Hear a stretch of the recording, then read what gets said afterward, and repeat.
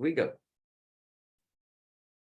Hey, everybody. Welcome to week. Oh, hey, nobody got the answer right last week. Does anybody know what week this is? It's more than 120 and it's less than 140. I'll just put it that way. All right.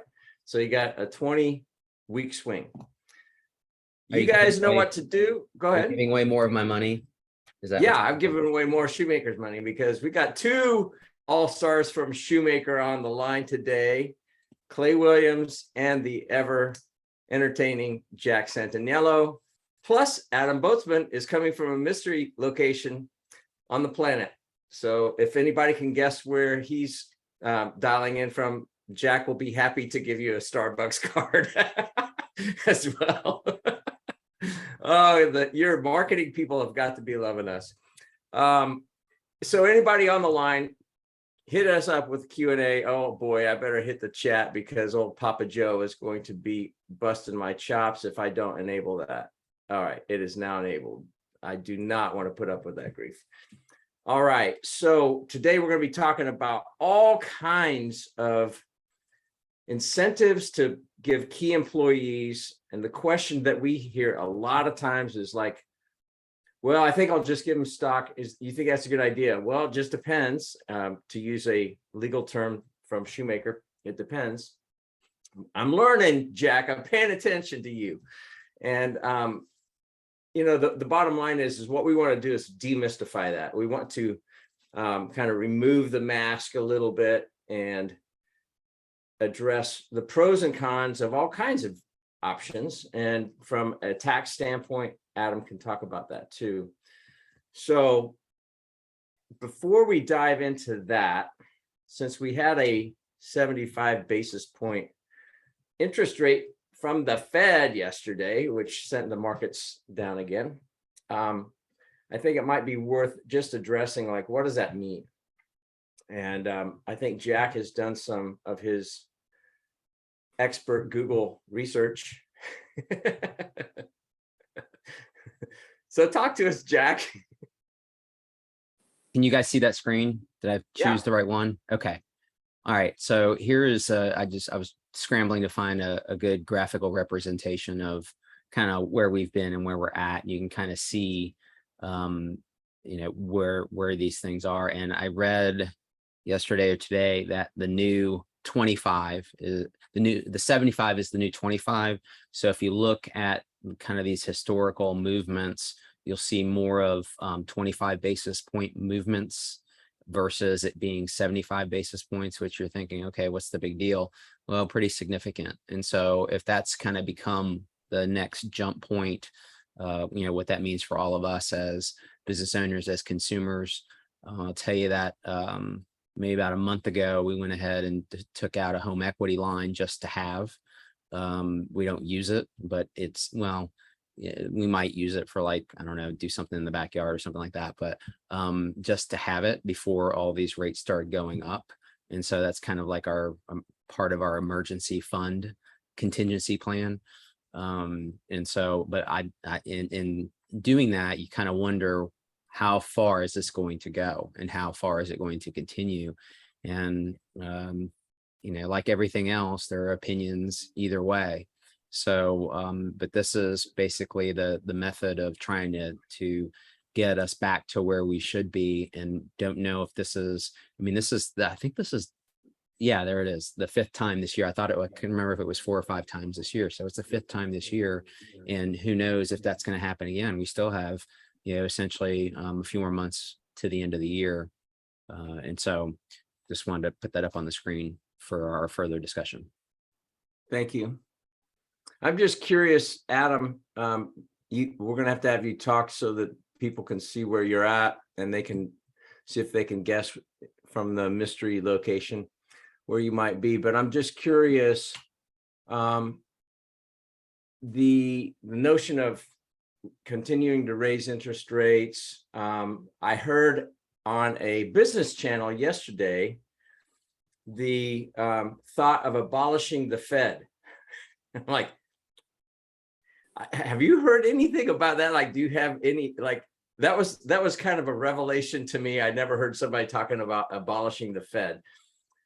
Um, Oh, you could probably get into a lot of abolishment things that we could all laugh about, and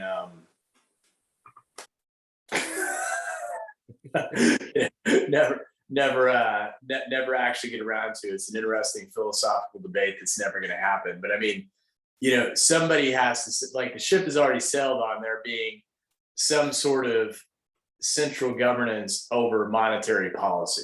So people fantasizing about abolishing the Fed haven't really come up with an alternative to a centralized system to otherwise govern monetary policies. So until that, like, I love these conversations.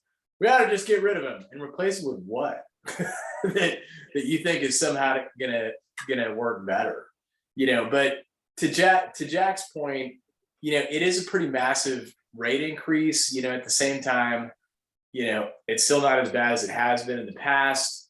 Maybe it'll get up to, and frankly, even in some of those cycles where it was higher, yeah, it sucks paying more interest because things weren't so bad then either.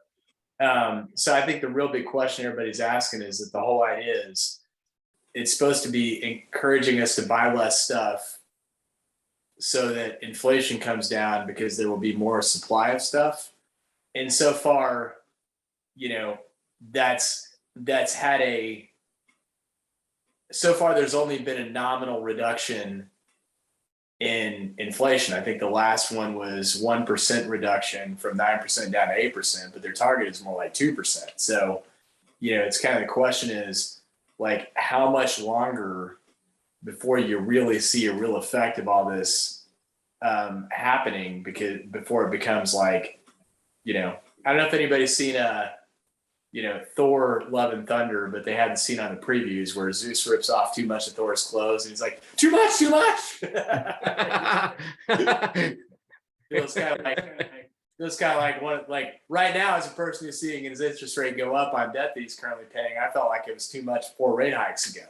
But that's the real question: is when is it too much that people stop buying stuff pretty dramatically a couple quarters in a row because the interest rate is high. I think right now people are not buying as much stuff because the price is too high, versus the other way around, not buying stuff because the interest rate is too high. So I guess that's a long way of saying that, I don't know. I mean, I think, we probably got a plan for at least another 1.5 points, at some level. It's just kind of debating when is it going to occur. And then I had a couple more things to ramble on about too, Gary. Yeah, go for it. All right. Kind of the other thing that people might have read in the news about that I wanted to just explain a little bit more about was the case against President Trump that New York brought around property values and in particular taxes. Yeah, you're right, Joe. Housing has been affected immediately because house pricing are starting to come flat or fall, and home sales are starting to slow down. But because the cost of those are going up, the cost of owning a home would go up because of that in terms of the loan value. But what they were talking about targeting is a subject that's kind of in the BGW tax planning playbook, is definitely part of the advanced class and not without risk. And it's on the subject of what's called a conservation easement, which is basically a glorified charitable contribution, which is basically saying, I promise to set aside some land for the public use. That's the conservation easement. So I'm conserving land for the public use. And in exchange for that, I get a tax deduction, just like I would with the charitable contribution. The big difference is my charitable contribution is not based on what I paid for the property. It's what the property would be worth had I otherwise not donated it and instead developed it, put houses on it or apartment complexes or, big, shiny office towers. And, it's not that the IRS is mad at conservation easements as a thing, because they're actually one of the biggest contributors to land conservancy that's out there is going through this process. So it's a net positive, you know, for the country. It's more around, you know, look, on your best day, you couldn't develop that property for that much money. You know, so your appraisal is freaking nuts that you put on this sheet of paper. That's attack number one. You know, attack number two was, well, wait a minute. You said that you were going to let the public use this land, got the charitable deduction, and built freaking houses on it anyway. You know, that's strike number two. Those are the big ones. Strike number three is they're trying to go after what are called syndicated conservation easements, which are, you know, what our clients typically get into, which are people that kind of pool their money together and invest together, but otherwise weren't the original property owner. I feel like those are going to survive any attacks that are put into place, because they actually, at the end of the day, some land is actually conserved as part of that process. And I want to say it accounts for like 40 or 50% of the land that's set aside are things that come from syndications. So as long as the syndications aren't breaking the first two cardinal rules, which is the appraisal is crazy, or otherwise you didn't, you know, follow through, then they really should be fine. But that's really what the state of New York is trying to postulate, is that, you know, whether it happened or didn't happen, something was messed up in those first two criteria, which was the value and the usage. I'm saying all that to say that for a lot of our clients, I mean, it is a strategy that we bring up at the end of the year, you know, is utilizing and it's a valid strategy, but as the IRS said in the article, we're going after 100% of these to make sure that they're valid. That's a true statement, you know, as a strategy, that's probably what will actually happen. You know, knock on wood, you know, we've never had one blow up yet, because, you know, we always push our clients to go into, while it may be considered an aggressive tax move, we will have our clients only go into the conservative version of the aggressive tax move, not the aggressive version of the aggressive aggressive tax move. So anyway, tirade done about that. And then as you break into the topic matter, I love this topic. I'm probably going to sit back and just listen more than anything else. But what I would say at the beginning is, like, you know, ownership and employee incentive plans, it's like, it's the holy grail of business owner belief, because you're like, man, if I could get everybody here to do what I would like them to do, I could be a bajillionaire, and I would pay them a lot of money for me to be a bajillionaire if only they would do what I would want them to do. So I know what I'll do. I'll throw money at the problem. And then they're shocked when it doesn't freaking work or work as designed. That's kind of one end of the spectrum. The other end of the spectrum is that, look, all the data suggests that employee-owned companies outperform companies that are not employee-owned all day long. I want to say it's like by an order of like 10 to 15% in terms of earnings per share, valuations, all that kind of stuff. So it's like, it works.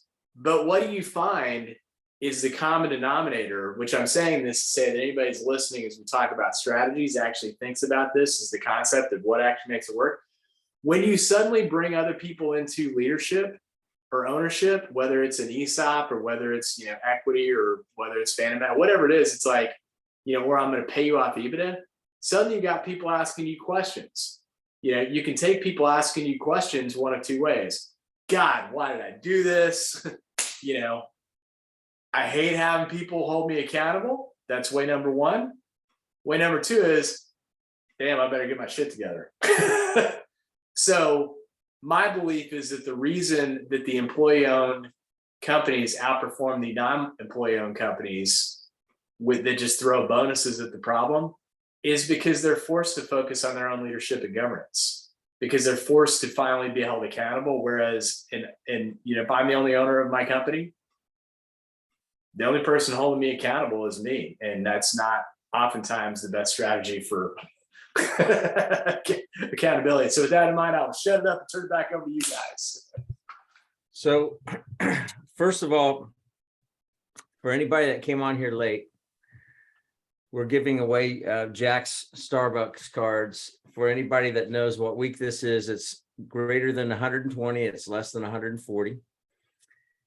And I'll even make it easier. It's less than 130. So somewhere between 120 and 130. The next thing is if anybody knows where Adam is dialing in from, there's another gift there. And then the final thing, this was a bonus today. Where else are you going to hear an analogy between Thor and interest rates? I mean, seriously, you will not find that any other place on the planet. So Clay, welcome to the crazy train into the pit here. we are glad to have you. What I want to do is this will be a success if, one, we have participation from the gallery out here. So we got about 20 people on here, 19 to be exact. And oh yeah, Joe, you nailed it. Everyone wants to be an owner. They just don't want the responsibilities and risks, which anybody that's had it knows that there are real risks. And we've got the stripes to prove it.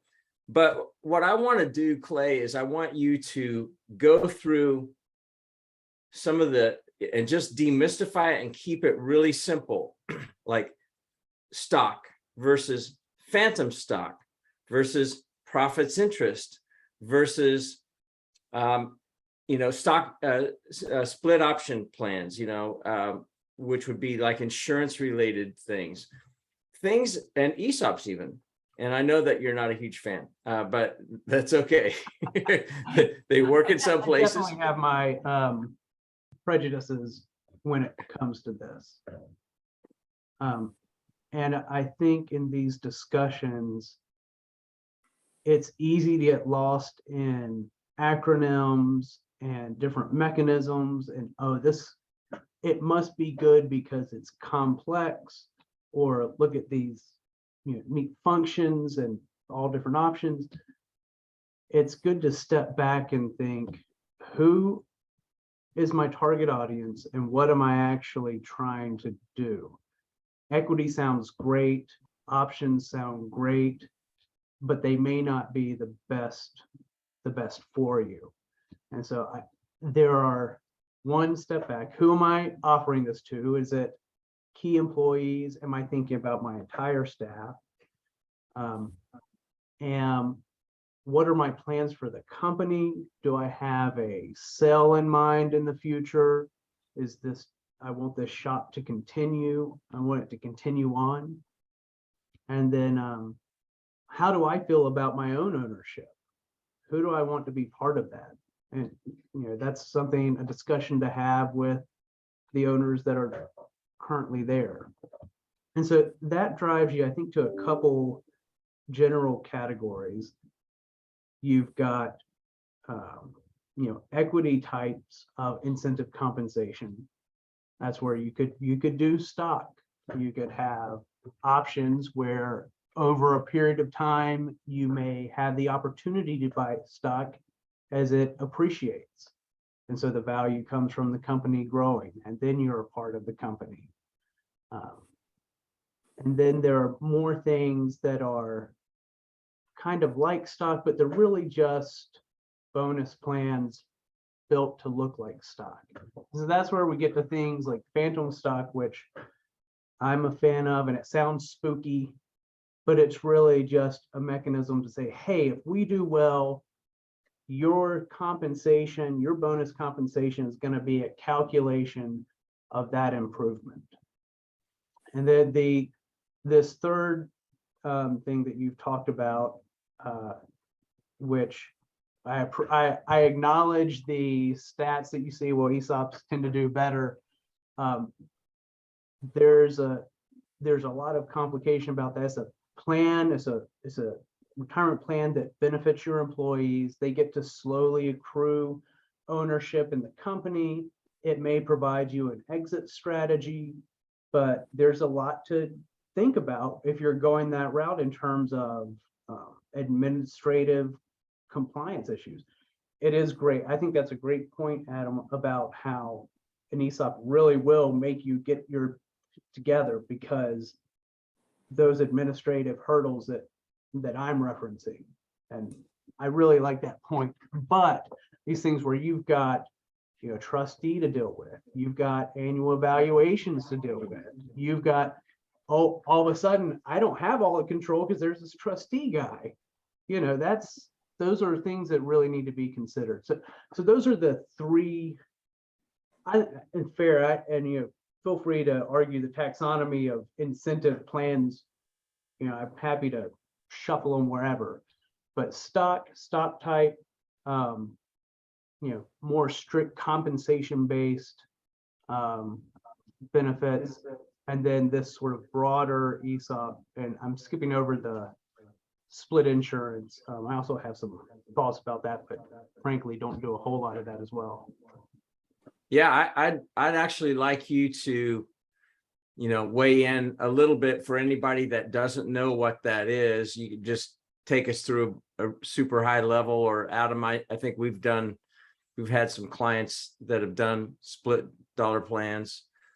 You know, at the bottom line is it's an incentive that doesn't necessarily give away equity, but it can be very meaningful. It can be extremely rich, I mean, financially for somebody.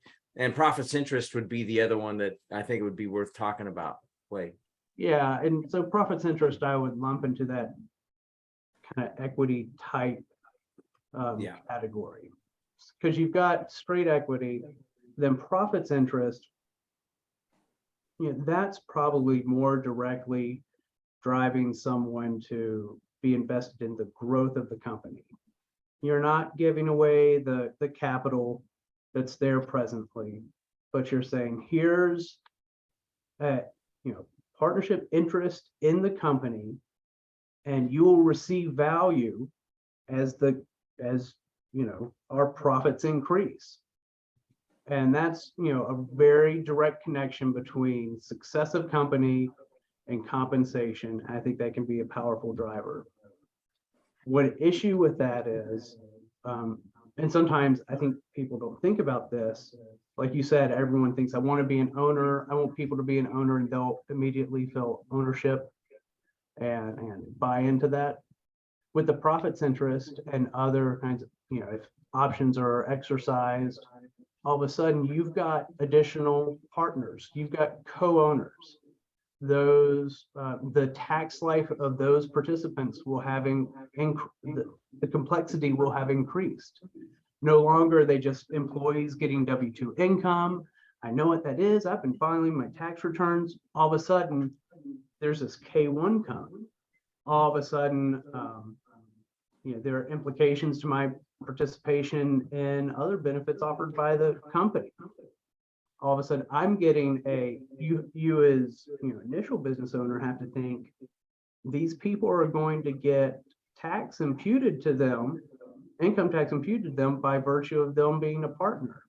You're likely, if you don't already, are going to need to keep in mind that there are going to be distributions made out to cover those, you know, the tax associated with that. You're going to lose employees real quick if they start getting K-1s with tax attributed to them, but no cash to pay that tax. But the nice thing about, so let's see, I'm stepping back. The nice thing about the profits interest that you're talking about is there's a lot of flexibility. So you can have the profits allocated and, you know, how you want. You can have the partnership like any LLC. You've got a lot of flexibility. And you've also got flexibility if you're structuring this for an exit event. How do those holders of profits interests get to participate in that exit event? So that's a great thing about it. Let's see. So that's, I'm not sure where we'd like to go now. I kind of Yeah, so I think, Adam, what I would like to do, you know, you touched on it, Clay, which is, okay, and I've seen this happen with a well-intended CEO that wanted to give their administrative assistant stock in a startup company that had some value already, had kind of high risk, and it's grown into a pretty cool company. But she gave her assistant a nice percentage of the company, a small percentage, but meaningful. Problem was we didn't have any income. We had losses, and for a while they couldn't pay us. They were writing us IOUs to pay us, but she still had tax liability because she had value, and so she and the company didn't have the money to pay it, that was like double jeopardy. She actually left and then came back, and then the company has grown since then. But nonetheless, Adam, maybe you could talk to us a little bit about so if you go down that path, and profits, interests are one thing that taxability, that'd be worth talking about. Same way with phantom, if somebody exercises, what does that look like? But if somebody says, no, I really want to, I've got the right person or persons, they've demonstrated that they're long-term players, they act like owners, so we're going to treat them like owners. What are the things that an employer that doesn't want to stick them needs to be doing, and also educating these people for the first time that are going to be getting income in a different form from the IRS's standpoint? Yeah, good question, Gary. The first question that you got to address is, what, if anything, do you want the employee to pay for the stock, and is it going to have any vesting schedule associated with it and all that kind of stuff? So I think the majority of our time, the thing that our clients put in place is a plan that looks something like, I don't really want them to have to pay for it, and I would like them to ultimately get up to 10%, 15% of the company, but they need to hit some performance triggers first. So, what do I hear in that? I hear, okay, we're going to have a vesting schedule due to performance triggers. I don't want the company to have to pay. I don't want the employee to have to pay for it, blah, blah, blah, blah, blah. Well, there's a section of the IRS code that basically says, if you're willing to recognize all of the taxable event associated with getting the equity up front, you can avoid a lot of the tax in the future. Because normally what would happen is that, if Clay and I were in a partnership, Clay was the employee, and I was like, Clay, I want you to own 20% of my company, but you're going to earn it in 5% increments. Every year I'd have to revalue the company, and Clay would have a taxable event with receiving that extra 5%. That either Clay would need to pay, or I would need to pay somehow on his behalf. So what you can do is you can elect to say, let's go ahead and tax you on the full 20% up front, because we're banking on the future being better than today, but you still are going to earn things over the same rateable vesting period. For the geeks in the room, that's called making an 83B election. But that's the most common form that we see and advise our clients on at BGW. So then when you get to the subject of, okay, great, I have this equity, it's going to create a taxable event, what are we going to do about that? My advice is always the same: make it pay frickin' something, even if it's just the damn taxes on it. I'd say that, meaning, like, if that same equity is worth $100,000, Clayton's getting something of $100,000 worth today that could be worth $1 million in the future. In exchange for that, he's going to have to pay $30,000 in taxes. I'm always a proponent of, Clay, you ought to at least have to pay the $30,000. Nobody listens to that advice either. So what invariably happens is they end up funding the tax payment on that too, by basically giving Clay a big bonus. Just Clay didn't receive any cash for it. He just got some taxes paid in to get the equity. So that's the most common thing that we see. So now I've got the equity. What do I do with it? A common fear that many employees have, it's going to complicate my tax return. What happens if I get income, but I don't get any tax money on it? It's like, those are all legitimate concerns So your tax term will get more complicated, period. You know, expect it in BGW world, you know, as much as I would like it not to be the case, half of our clients file their tax returns on time, half of them don't, and it ain't due to us. So number one is probably your tax return is going to be extended. That's number one.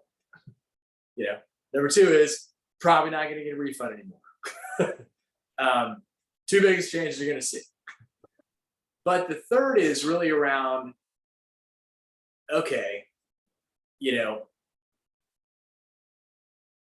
I just got allocated 100 grand in income, but I didn't get to put 100 grand in my pocket, but I'm claiming $100,000 in income that I didn't get. What do we do with that? You know, well, at a minimum, typically our clients will do a tax distribution to cover it. Like they'll say, okay, you made 100 grand, we're reinvesting the 100 grand in the business to continue to grow it. However, you've got a $30,000 tax obligation for it. So here's 30 of your 100, it's going to go straight to the IRS. That's probably the biggest, like, mind blown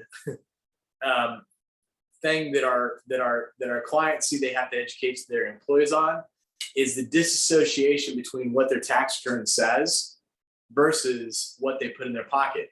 The exact opposite scenario can happen. You know, hey, you know, we made 100 grand. However, we bought a bunch of equipment. We took advantage of depreciation rules.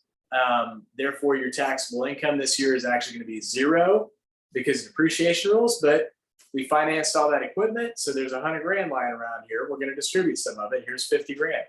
Wait, I didn't have any taxes or any income, but you gave me 50 grand. Mind blown. So it's just really, I can't say it enough. While there might be a loose association between what your K1 says and what you put in your pocket, I cannot say it enough. Loose. You know, A, it will never be the same, and B, it will straddle years.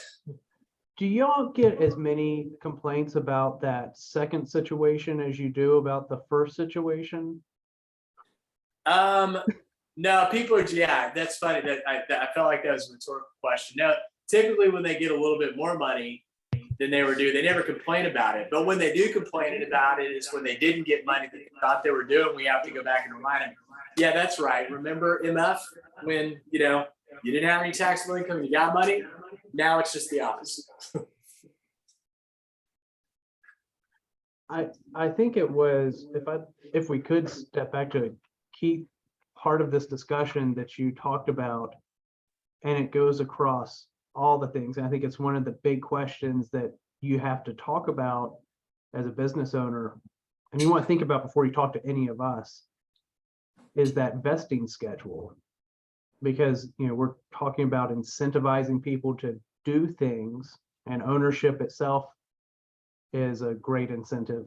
But that vesting schedule that you talked about, whether it's applied to phantom stock or you know, an option or a profits interest thing, this, when they get the right to the thing we're offering them, whatever kind of thing we're talking about, that vesting schedule determines that. And you mentioned two things: performance-based vesting and then time-based vesting. And I guess there's a third that I think the through line for me is simplicity, or try to have simplicity. The third option is if I want to have a combination time/performance vesting, which again, I want it to be easy to communicate to the employees. So it's easy to get down in the weeds about vesting. I don't know if you want to mention. Yeah, yeah, I'd love to fire it up. Love to hear more about it, because what you're describing is actually the most common thing that happens within our client base. Yeah, I think most commonly we see time vesting. I think it's simple, it's easy to understand. Generally, say a ratable, or your right to the benefit is ratable across a period of time. And then for performance-based vesting, I think one difficulty is trying to make performance-based vesting measures that are reasonable and rational across the future. When we've gone from, we look at the chart we just saw at the beginning of this session. I think we would like to believe we understand how the company is going to grow and what it's going to do. But to have performance-based vesting schedules that track 5 years into the future, all of a sudden you might find that you have underestimated. We would like to think we've underestimated the vesting hurdles. But we could also overestimate. So I think I like time, but certainly discussions could lead you to other measures for that vesting. So here's another tricky thing. And actually it ties into part of Adam's rant on what little I heard coming out of New York City, which was valuations. How do you put valuations on this stuff? It's one thing when you have a valuation and somebody actually says, hey, I'm actually going to pay you $20 million for your company, and they put the hard money on the line and they do some sort of a MOU, or they do some sort of legal binding thing and they do it. It's another thing to say, and I've actually run into this with a family member where a well-intentioned entrepreneur said, oh, you guys, your company is worth like $6 million. Well, they've been losing money and it's a high growth company. And so one of the three partners like, oh, wow, I think I'll go ahead and get out and you guys paid me $2 million. Well, wait a minute. It's not got any value yet. Nobody's going to do that. And so it's like, it's thrown a monkey wrench in the whole thing because somebody said, oh yeah, you guys could do this. Well, that's if you do certain things, but they aren't there yet. They're still losing money. And so I think that's where I've seen a lot of issues arise when somebody goes, oh, okay, all right, great. I'm an owner. I've got X%. Well, give me my money. Hold on. So I'd be curious from all three of you guys, what have you seen in those kind of scenarios and how do you deal with it? Could be part of an operating agreement, could be a number of things, but can you guys weigh in on that? Yeah, I think it's a good question because, you really want, for discussion purposes, very rarely have we seen an internal buy-in, be it air quotes. You are recording this. Hopefully no IRS agent is listening to this. And at what I would sell the company for value to an external third party. So there's all sorts of definitions of what's fair market value, but at the end of the day, like what would I sell it for and walk away from? Typically what the employee is buying in for is a substantially lower amount than that, primarily because you want it to have it be the lowest amount of taxable income for them in the first place. But the problem that creates multiple problems from that point. And, it really comes down to, what happens if the person dies or what happens if the person wants to leave. And, I think this is something where Clay and Jack can really weigh in on. Probably sort of the best practice, it ought to be the same valuation for death as there is for disability, as there is for buyout. I understand that. I think I'm more of a, I think a practical answer is that's probably true, which means you're kind of stuck with a reasonable valuation for death, disability, and buyout. However, you better make it really freaking hard for Gary to quit. Meaning, like, it better be it better be painful for me to fire Gary, and it better be painful for Gary just to be able to up and quit, because this is going to cost somebody something. At some point. That's number one. And number two, it better be freaking clear how Gary can quit, and it better be clear how I can fire Gary. those are probably the two biggest screw ups that we see across the board when it comes to these things. Yeah, and I would say, so a couple things.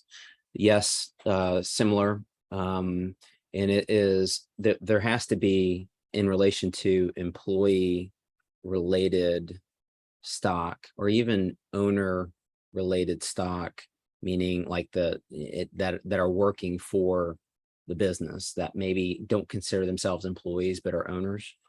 But part of their ownership is the participation in the business. And so you have an incongruent situation where you have the need for terminating an employee who is an owner, has vested ownership, and no mechanism to claw that back away from them. So imagine a situation where, for whatever reason, you have to fire that employee. The employee thinks that the termination is unjustified. So now you have a pissed off employee that is a part owner in your company. And depending on how much ownership they have, may have certain rights under law or via the operating agreement or the shareholders agreement to be able to be intrusive and disruptive to the business by saying, I'd like to see those financials today, tomorrow, the next day. I mean, that's unreasonable, but that's the kind of interference that you're concerned about. So there should be a triggering mechanism for both, death, for disability, for terminations. The more elaborate arrangements will have provisions in the employment agreement that deal with voluntary termination, termination for cause, and maybe disassociation for good reason, which is basically a termination by the employee. So you have these provisions that outline what those things are. So for example, on the employee side, that he or she was promised that they would be only working in a geographic area, or they wouldn't have to travel as much, and all of a sudden the job has changed, and that may trigger a resignation for good reason versus a termination for cause that they did something outside the scope of their duties or caused some harm to the business. So, and then in each of those situations, again, as you become more elaborate, you can say, well, if it is, and I look at them in 4 quadrants. So you have termination for cause, termination without cause, resignation for no good reason, and resignation for reason. I mean, it's a little more artfully put than that. So, and you can imagine that the diagonals are somewhat aligned. So if you have someone that walks out on you, or someone that you have to terminate for cause, maybe the consequences of those two things are similar versus a termination without cause or a resignation for good reason. And so you can kind of see, if you think about it, why those things would be aligned.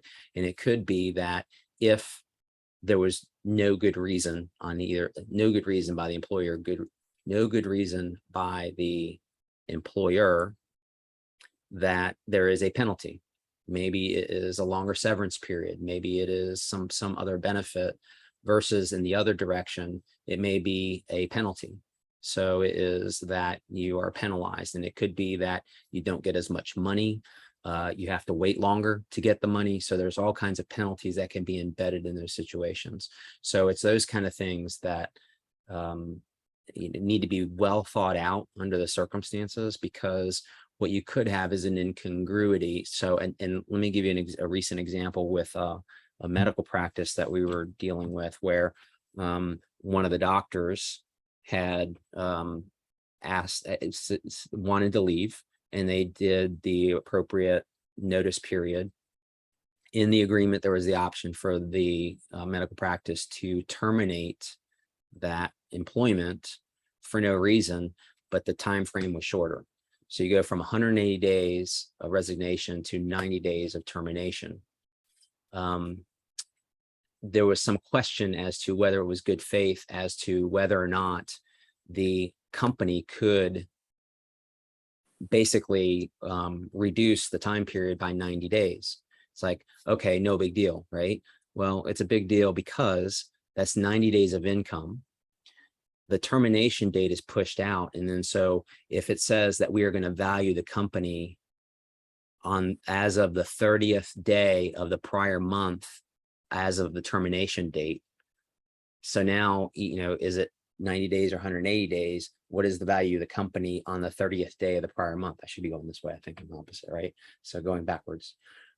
So you have all these issues that you need to think about and not just say, okay, we're going to give out the stock. Another issue, and I've said this before here in this forum, is, and I agree with Adam's comment at the beginning of this session that, what is the motivation when you have someone who has an ownership stake in the business versus an owner who doesn't want to be accountable to others. So I agree with those concepts, but I've also seen where, and as I said, I've said this before, you have 4 fraternity brothers who got together in 1990 to form a business. Fast forward a couple of decades later, the business is doing awesome. One of the 4 is not doing so awesome, has caused his division that he's running, and this business grew pretty significantly, the division to lose money, making bad decisions, not treating staff and employees well, not treating his other partners well. And so they wanted him out. They had the ability to get him out, but it was based on a formula that was developed in 1990 when 4 people got together and didn't know what the value of the business could be several decades later. So at that time, it was the question that was posed to me, and I get this more often than I would want, is that, so are you telling me I have to pay that shit ton of money to that guy or woman just because there was a formula that was put into a document when we were kids? And the answer is yes, it is. And they're like, but we've paid for his insurance for his family, his boondoggles to Vegas, his business trips abroad where he goes scuba diving, whatever it may be, and we've paid all of his gas bills. His kid drives a company car and is supposedly on the payroll, all those things. And the answer is yes. So it takes a lot to convince me to allow a client to offer equity just conceptually. And once I feel comfortable with that, they understand the consequences of that, or they basically say, we're just doing it my way, meaning their way, then okay, then we move forward with that and then go through all these permutations of things. So it is not just a matter of just drafting up some documents and basically turning over the company to employees over the course of time, or to one of your co-owners and that kind of thing. So and just not to be doom and gloom, but just to reiterate some things that need to be put into the making of any type of stock plan, whether it is amongst the owners or, as we're talking about today, amongst employees. So I would expect nothing less from Robert Mayetta. Robert has raised a really interesting point and a scenario. And before I read it, I want you guys to think about two questions. One, which will be his question, but another one is like, think about the advantages or disadvantages from a tax standpoint to the employer on one version versus another. And, Adam, I'm going to look to you to come in on this. So, because that's a second part of Robert's question. So I'll get to the point.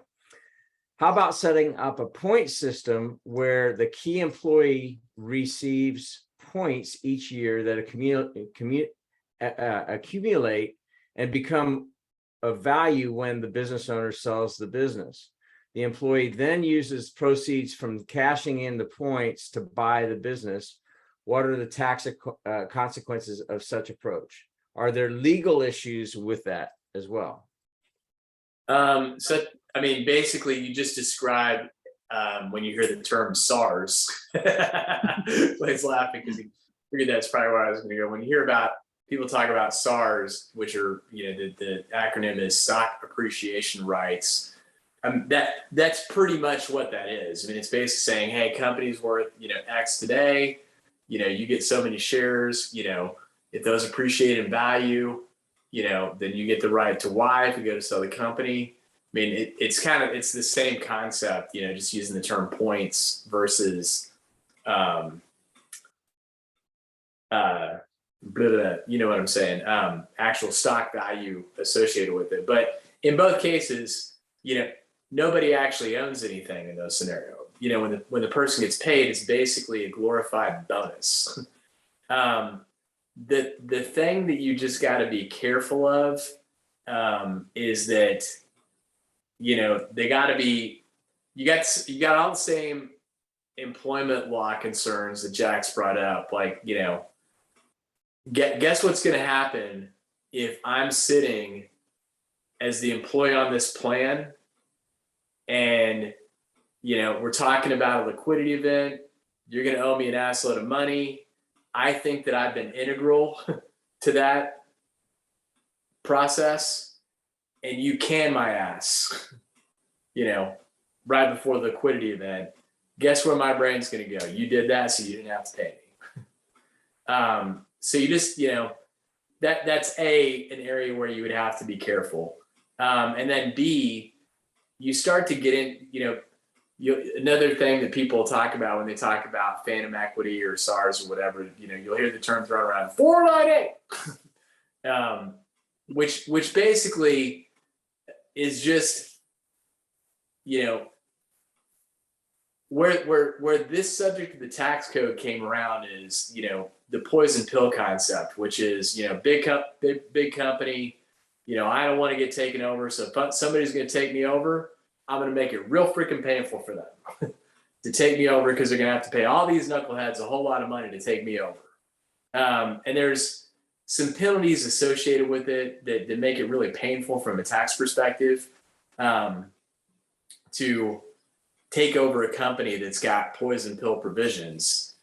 So all of that said, most people would also say, well, write your plan to where it isn't subject to these poison pill provisions, which I am not an expert in. So Clay and Jack, you got some way in here, you want to do it, that's great.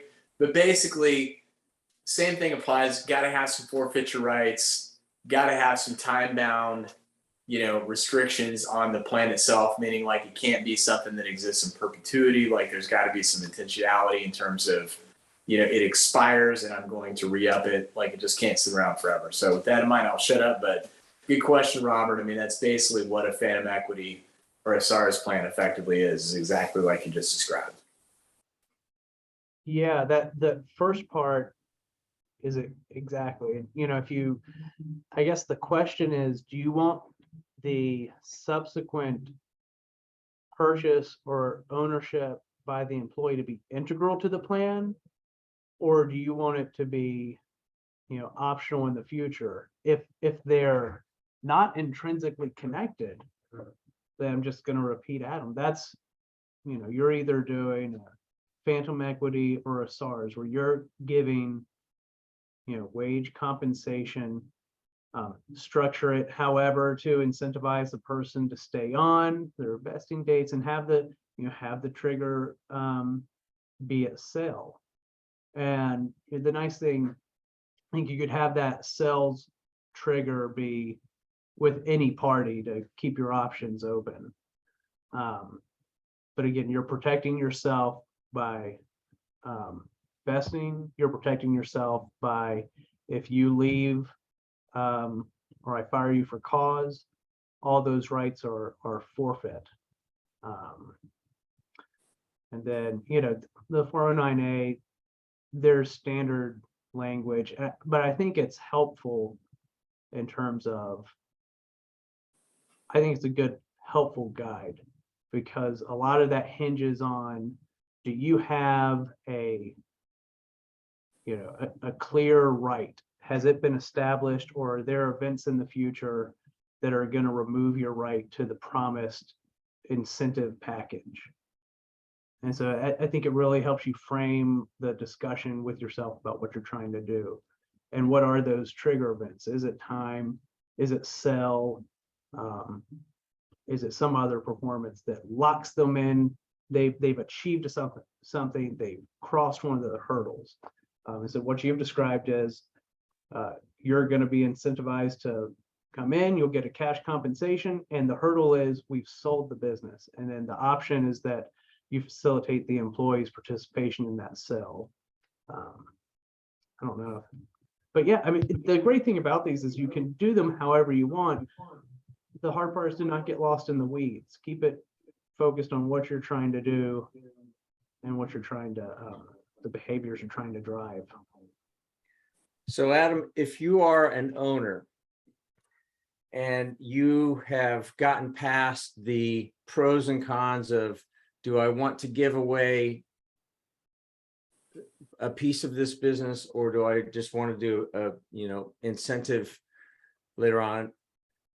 You've wrestled with those questions, and governance, which comes into play. Okay, so if you have ownership, do you get to decide what kind of copier we buy, or because that's you've lived through that.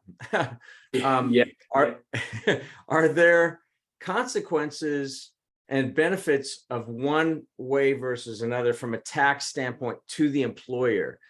Stock versus stock options or appreciations of those sort of mechanisms? Yeah, so that's a good question. I think based on my experience, and I'd ask you guys to also weigh in here, is that obviously if it's a fake equity plan, then I mean that's real easy. You don't have any decision making around here.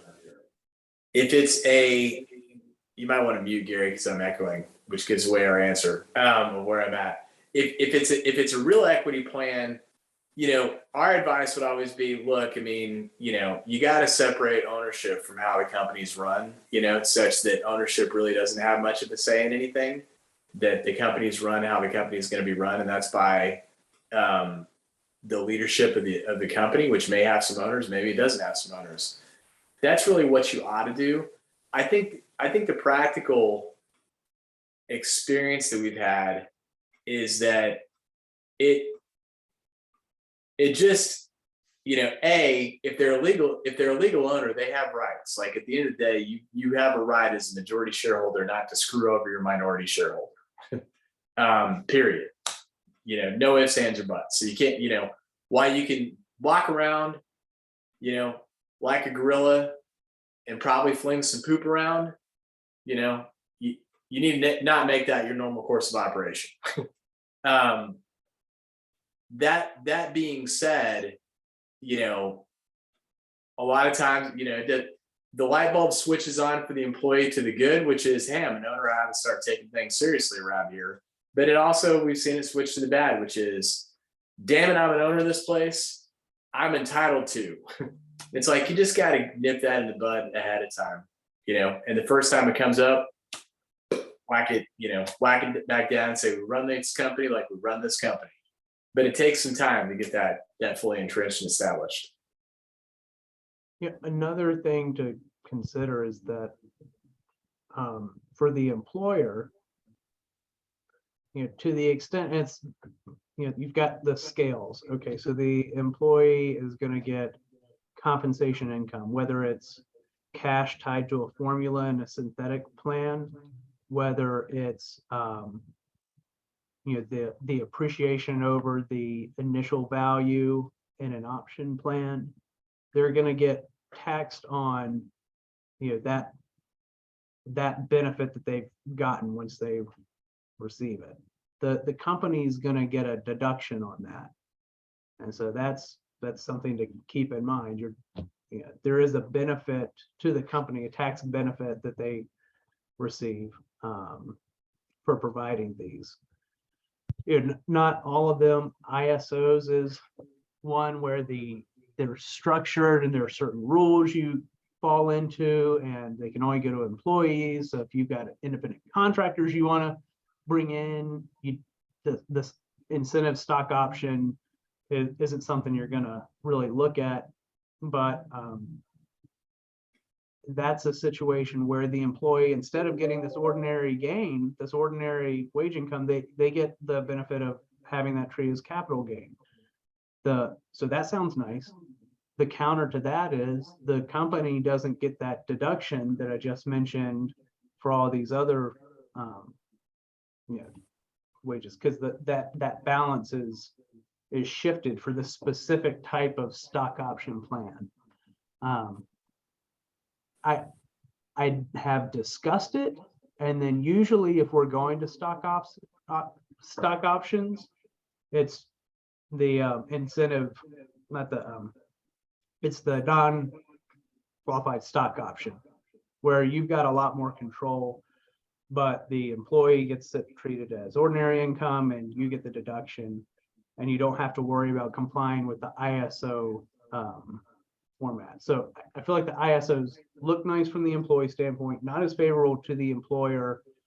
And although I don't know, Gary, Adam, do you see anyone hear the ISO structure and go, that's exactly what I'm looking for my employees? We don't see that often. Yeah. Well, we are at the bewitching hour. We've just passed over that 12 o'clock noon time, so we want to be respectful of everybody's time. But Clay, thank you so much for taking time out of your day and joining us. Hopefully you can get a Starbucks card, since nobody was able to get that right. Papa Joe is close. He was in at 132 weeks, but it was actually week 129. So next week is 130. But who's counting? I am. Anyway. And for the mystery location, Adam is in one of my TV rooms with a big painting that my son did. It's a wedding gown with army boots, and so it's kind of cool. So anyway, thank you guys for taking the time. Hope you have a wonderful rest of the day. Stay hydrated. It's still hot out there, and cool weather is coming tomorrow. So thank you for taking time. We'll see you next week on the same bat channel, Lord willing. Have a good one. Thank you. Thanks, guys. See ya. Bye-bye.